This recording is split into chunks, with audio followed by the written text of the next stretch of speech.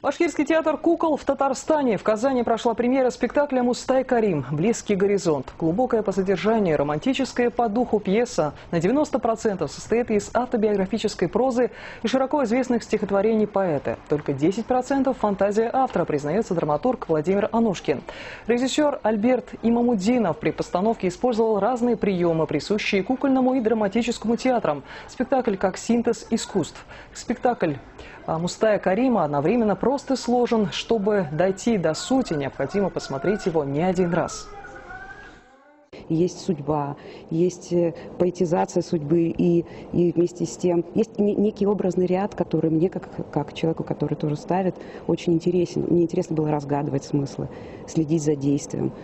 Какие-то вещи, конечно, как у всех зрителей, у меня, как у зрителей, да, меня вызвали вопросы. Но это не важно, потому что в целом эта работа действительно очень мощная, большая, интересная, насыщенная и смысловыми вещами, и приемами театра кукол.